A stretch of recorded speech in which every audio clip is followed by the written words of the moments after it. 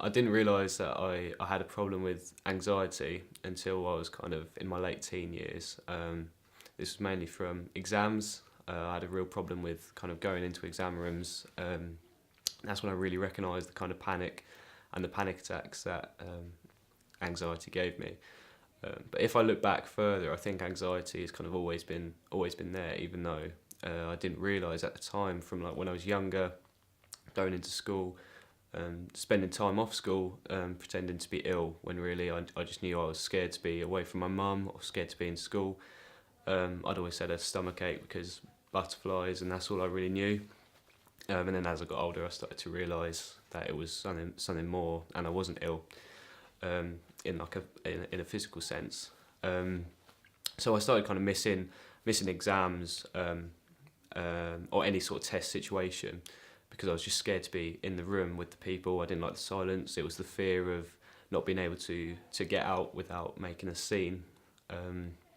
So it was really difficult, and then that kind of transferred to classrooms, whereas before I walked into a classroom with absolutely no worries. It started to feel sort of the same as things got more intense throughout A-levels and GCSEs and A-levels. So it was really difficult to even just sit in a classroom because it gave me that exam room feel, and started to have panic attacks, had to leave the lessons, and I'd always make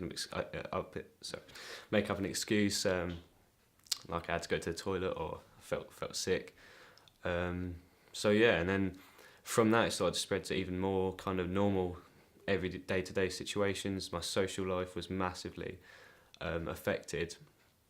I remember this actually kind of happened later on. It happened in sixth form. We had kind of sixth form socials where we'd all get on a train and go out into a town like one night. All of us together, the whole of sixth form, and it started on the train. I was just sitting on the train and I just realised that there was no way out, there was no escape, and whatever I did, kind of everyone would see me do it, and it was such a weird intense feeling, and the panic would come on. And so then it started happening all the time, because the more I worried about having a panic attack, the more they came on. So school, social situations, test situations, public transport, everything like that, I just started avoiding, which obviously led to losing out on a social life and all that sort of thing. So I felt really like I was missing out just because of this kind of anxiety thing that a lot of guys wouldn't admit to having. So I found it hard to tell anybody at the time. Telling the teachers at my school was definitely one of the best things I could have done, because I came so behind on work. As soon as they realised that anxiety was the issue, they started to give me kind of time out of classrooms to do the work, and I wouldn't get in trouble and I wouldn't get behind.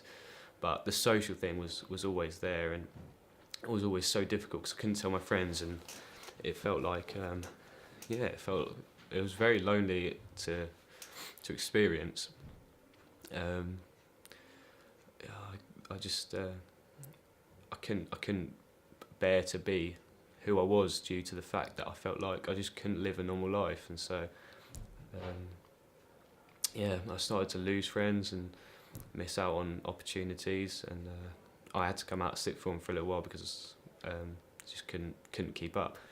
Obviously all that changed, and I sought out some help, which I got from organisation Chums, and they kind of just taught me some coping strategies, and as I applied them into like everyday life, I kind of saw how to control it and how to control the anxiety, and eventually it got a lot better, and I could control it. And then I guess the knowledge of knowing that I know how to control one when it happened really helped me to lose the whole anxiety feeling, the fear. It all kind of went because my body knew it was ready for so it was a tough few years, but I mean, there's always a way forward, definitely, and I guess I wouldn't be me without it, but that's cool.